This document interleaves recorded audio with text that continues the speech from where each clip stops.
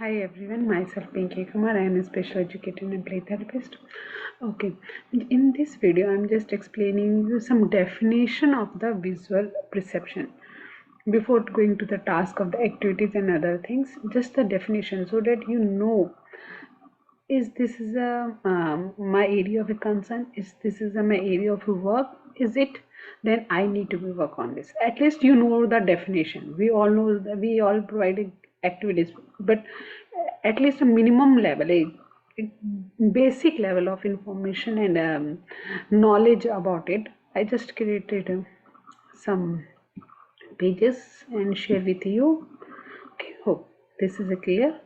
Okay.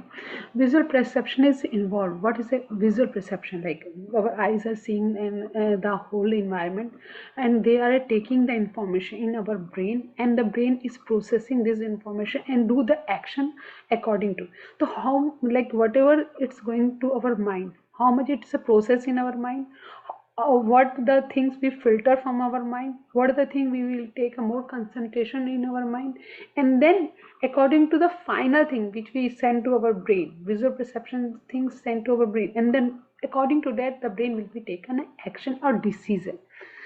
In a Hindi, in a like a similar, in a very functional way I can say, हम जो भी देख रहे हैं इन्वायरमेंट में वो सारा कुछ हमारा इन्वायरमेंट में हमारी आई से हम बस देख रहे हैं, ठीक है, उसको सारा ऑब्जर्व किया, वो माइंड के बीच में गया, उसके बाद हमने उसको वन बाय वन उसको समझना शुरू किया. What is all this information.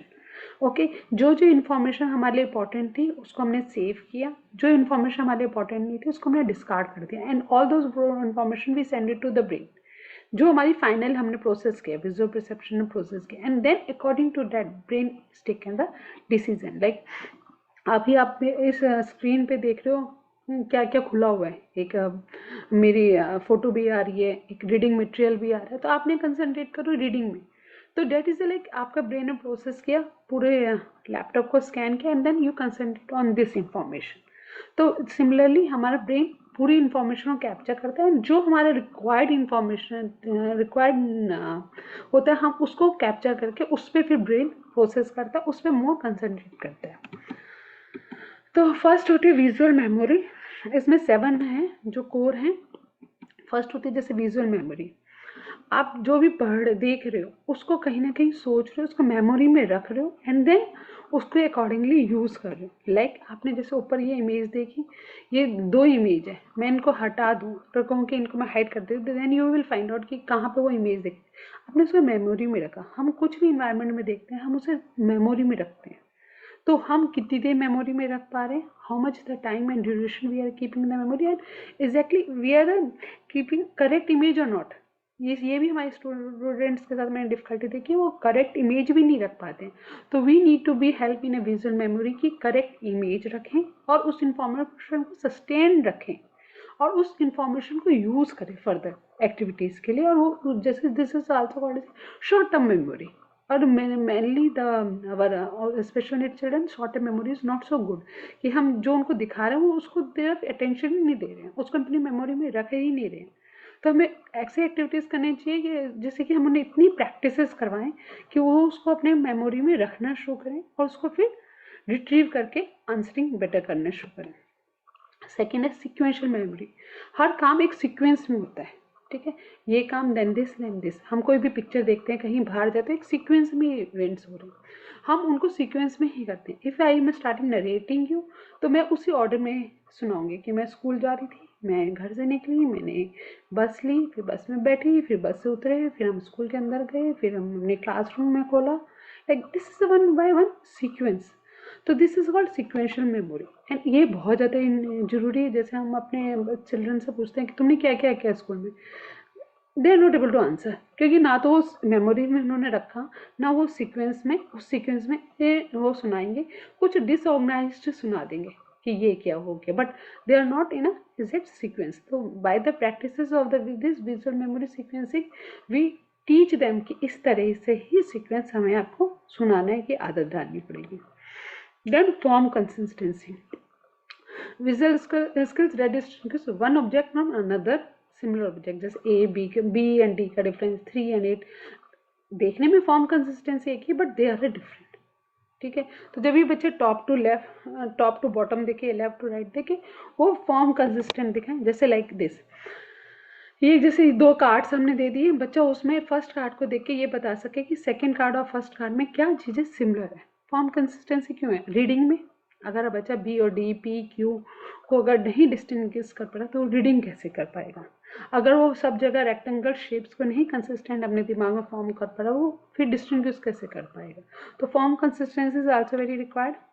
Visual figure ground, अगर बहुत सारी चीज़ें एक पिक्चर में है but we able to figure out कि ओके ये this like in this picture it's explain you better, ये बहुत क्लमसी सी है बट हमें इसमें कहूँगी कि गिटार है, you able to find out. Where is a laptop, you able to find out. तो ये क्या कर रहे हैं हम, एक किसी भी पिक्चर में हमने अपने जिस पे हमें कंसंट्रेट करना है, जिसमें हमें अटेंशन पे करनी है, हम उस चीज़ को फिगर आउट कर लेते हैं। This is called figure ground. उस चीज़ को हम फाइंड आउट, जैसे हमारा है घर में हमने सामान बहुत सारा ज़मीन पे रखा हुआ है एक फ्लोर पे, एंड देन आई सेड कि गिव मी ए मोबाइल, तो child is able to find out कि मोबाइल का है। इवन कि जो रियल टाइम इन्वायरमेंट होता है कहीं पे भी बहुत क्लियर कट नहीं होता है, सारा सामान एक साथ होता है, उसमें भी वी है able to find out the word material. Like अगर अलमीरा खोल रहे हो, मैंने कहा रेड शर्ट पहननी है, तो he is able to figure out ये कौन सी रेड शर्ट पहननी है। तो अगेन ये फिगर अराउंड है। तो this is useful in a life skills and day-to-day life survival. Spatial relationship. Visual skills that allows to process the visual environment around us. Location, जब हम बुक्स में नहीं या कार्ड्स में नहीं, जब हम रियल टाइम इन्वायरमेंट में बच्चे को कुछ बोलते हैं तो ही एबल टू अंडरस्टैंड कि जैसे उसको कोई 2 जगह से निकलना है, ही एबल टू अंडरस्टैंड कि इतने प्लेस से मैं निकल जाऊंगा, नहीं निकल पाऊंगा, this is enough for me on it. जैसे हम ड्राइविंग ही करते हैं तो वी अंडरस्टैंड कि हमारी ड्राइविंग में हम कार को कितने एरिया से निकाल सकते हैं, कितने एरिया से टर्न कर सकते हैं। तो ये सारा हमारा स्पेशियल रिलेशनशिप हम समझते हैं। जैसे इस पिक्चर में 2 बिल्डिंग हम अंडरस्टैंड करेंगे कौन कितनी फार है। तो स्पेशियल रिलेशनशिप जो अपने 3D एनवायरनमेंट में देख रहे हैं उसमें कहाँ कितना कैसा है, मैं कितना सामान कैसे मैं उस सामान तक कैसे मैं वो प्रोसेस कर सकता हूँ। Then closure is visual skills that allows to differentiate, select, draw conclusion and understand information. Like ये पिक्चर है, आप जैसे देख रहे हो, इसमें आपको इनिशियली देखोगे तो ऐसे लगे बस वाइट एंड ब्लैक है, बट वैन आप बहुत क्लोजर लुक में देखोगे तो यू रियलाइज कि इट्स अ डॉग। तो कई बार होता है जैसे हाफ ट्राइंगल बना के दे दिया आपने बच्चों को, एंड देन सेड कि व्हाट इज ए क्लूजर, कि आपने कुछ पार्शियल इन्फॉर्मेशन दी, उससे बच्चा फिगर आउट करे कि ये क्या है। जैसे मैं आपको इतना से ये दिखाऊंगी तो यू अंडरस्टैंड कि this is a mobile of her, ठीक है।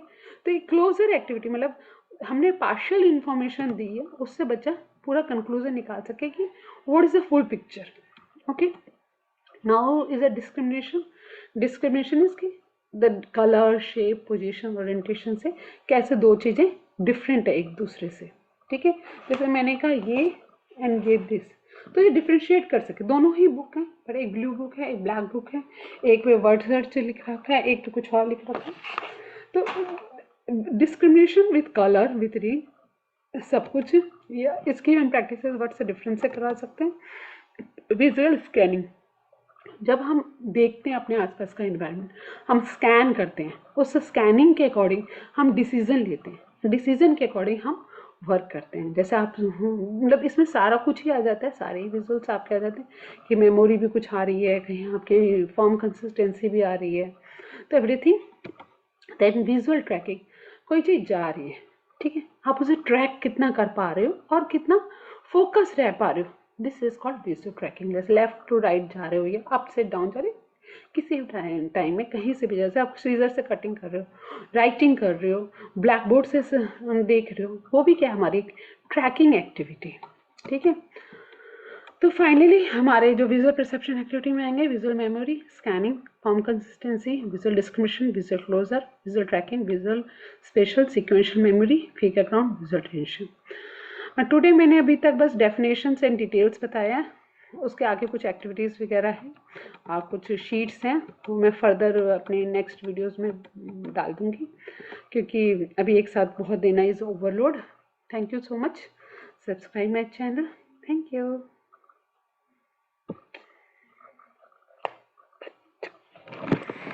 मैंने फिर से बनाया वीडियो।